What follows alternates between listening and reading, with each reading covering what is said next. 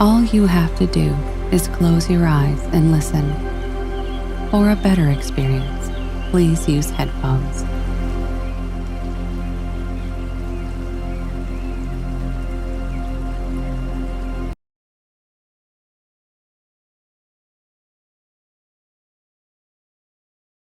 Well, see the way the question is asked and also the way normally it's addressed is, people think there is something called as negative thought and positive thought.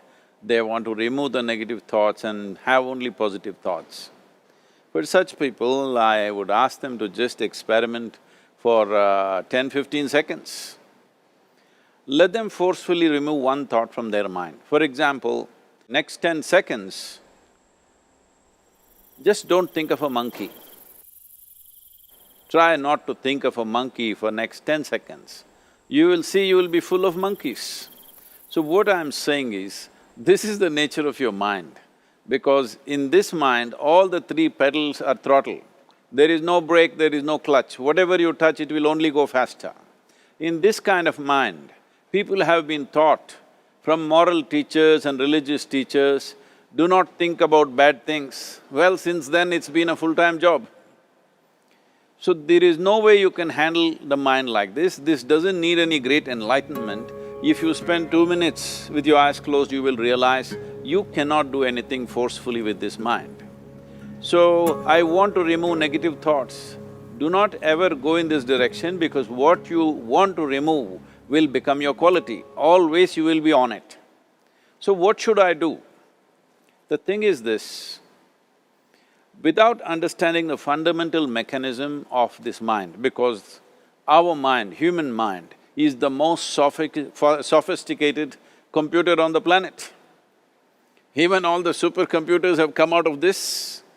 When this is the case, is it not important that we understand the mechanics of how it functions? One simplistic aspect of how it functions is, there are no subtractions and divisions in our mind. There is only addition and multiplication. If you try to do something with it, it will say one more. If you try hard, it will multiply into many more. In this mind, you don't try to identify what is positive, what is negative and try to remove it. First of all, one needs to understand, this mind of yours, this body of yours is supposed to serve you. The life that you are is important. Body and mind are vehicles that must serve us. If you sit in a vehicle, it must go where you want to go. If it goes to its own destination, what is the point of such a vehicle? It's just a nuisance. Right now, most human beings are unfortunately experiencing this fantastic possibility of human mind as a nuisance, as a troublesome thing. Well, this is the most beautiful thing you have. It's just that you need to pay little attention as to how it functions. One simple thing is this. First and foremost process is, that's why we put out this process called Isha Kriya. This is to distance yourself from your physiological and psychological process. There is something called as you which exists. This is not a composite of all your thoughts and emotions and physiological processes. Beyond that, there is you. If you close your eyes, even if you cannot see anything, you're still there. It is through the window of your eyes that you're looking out, but if you close your eyes, it doesn't mean that you don't exist, you still exist. So beyond your thought, you still exist, beyond your emotion, you still exist. So that you, the life that you are, this has to come into your experience. Why is it that you're not allowing that to come into your experience, which is the most significant aspect of who you are? Who you are right now, the most significant aspect is, you and me are alive right now, this is it. What I'm thinking, what you're thinking is not the important thing. We are alive right now, that is the important thing. So, it is important that you focus on this fundamental sense of aliveness within you, and then you will see there is a natural distance between you and your thought process. Once there is a distance between your psychological process and your physiological process, this is the end of suffering. Because there are only two kinds of suffering that human beings go through, physical suffering and mental suffering. Once you create a little space between you and your mind, between you and your body, this is the end of suffering. This is something every human being has to experience and know, otherwise thinking I will just remove negative thoughts and I will have positive thoughts, all the best, it's not going to work 100%, it's not going to work because nobody can remove it, they can avoid it for some time. So when negative thoughts come, you say Ram Ram, Shiva Shiva, whatever you want, but this is just avoiding, it's not gone. The moment you stop that, it will pop back with great force, otherwise it'll come back in your dreams.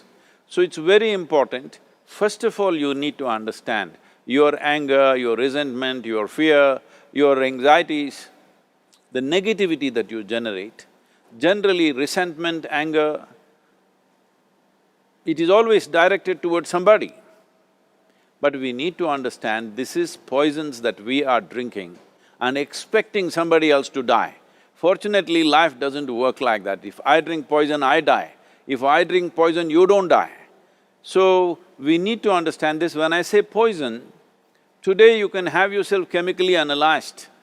Right now, what is your blood work, what it says? 5 minutes of intense anger, check your blood work and see, there will be lots of negative elements in it, literally you're poisoning yourself. So, do you want to poison yourself? Definitely not. Now the very question is coming from certain helplessness, what shall I do? Don't do anything, just sit back and just concern yourself with something which is a life process. Maybe your heartbeat, maybe your breath, maybe just a sensation of being alive. Depending upon how sensitive or how perceptive you are, accordingly, find something. It could be a sensation in the body, it could be breath, it could be heartbeat, it could be anything, something which indicates life to you. Just pay attention to that for some time. Slowly you will see there is a distinction between what is you and what you have gathered, which includes both your physiological and psychological possibility or mess, whatever you made out of it.